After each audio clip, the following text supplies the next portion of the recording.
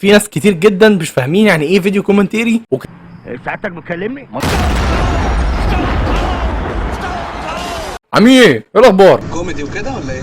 فانا عايز اكلمك على حاجه. هو انت بتشتغل ايه؟ اول حاجه لازم اقولها في الفيديو ده اللي هو ازاي تكون محتوى كومنتيري او تكون محتوى ناقد ساخر عشان الناس تفهم يعني ايه كومنتيري. فيديو رياكت.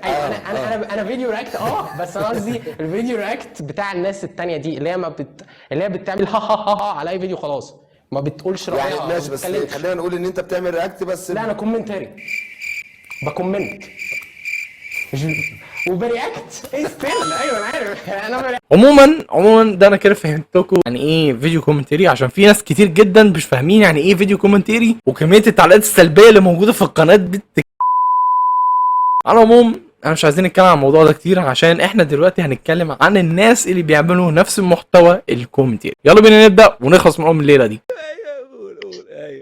اول محتوى معانا هو كاريكا. لا ايه ده؟ ايه ده؟ انا من الناس المشتركين معاه قدام شويه فانا كنت بحب اسلوبه بحب طريقته في التعليق بحس ان هو مش شهواني بس بحب طريقته في التعليق يعني تحس ان هو كوميدي بس في نفس الوقت كحيان. انا حاصل على الدكتوراه من جامعه بيج اس، وجامعه بيج اس جامعه كبيره فاهم زي اي واحد فينا احنا كلنا كحيانين في هذا العالم الواسع الجميل. انا حاسس ان انا قلبت من عينيا ليه كده. على العموم الكاريكا ده يعني انا بحبه جدا بتفرج عليه يعني صراحه شخص عادي يعني هو انا متابع عليه اساسا من زمان ومحتوى الكومنتري بتاعه هو غريب يعني مريب شويه بس حلو. واشترك في القناه وبهجت صبر هيتصل بيك شخصيا. الو ادخله ما تقلقش انا قلت له ولو دوست على زرار الجرس هيجي لك شخصيا لاننا لا نخشى الا الله يا ولاد. ومعانا واحد تاني كده ما اتكلمتش عليه بس انا كنت بعمل تاجز عليه يعني والجو ده اللي هو عمر كاتو. يا رجاله عاملين ايه؟ كله قلصته. وعمر كاتو يا جماعه تحس ان هو خارج من فيديو كليب راب. تحس ان هو شكله بطريقه لبسه باسلوبه يعني في الكلام وعاملين كله قلصته. عمر كاتو تحس ان هو رابر. انت احول ياض احول. انت فاجئتني بالموضوع ده. انا علاقتي بهذا المجال قليل جدا جدا جدا.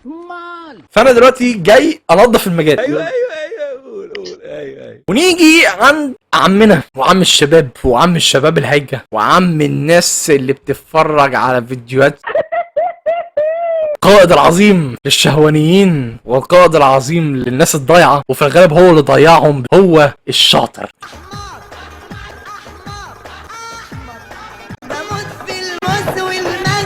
الشاطر ده يا جماعه من الناس اللي انا بحبهم جدا جدا. انتوا تفتكروا ان انا اللي هورن؟ لا لا لا لا ليش في الحاجات دي يا ابني انا ليا في النسوان بس. الشاطر يا جماعه من لدرجه ان هو اتكلم على القناه كامله قناه الحدث مفيش حاجه ما اتكلمش عليها. من ضمن يعني حاجات اللي هو اتكلم عليها وانا كنت مستغرب ان هو اتكلم عليها اللي هو الهند عادات ثقافه وعادات دوله. ماشي شوف القوه.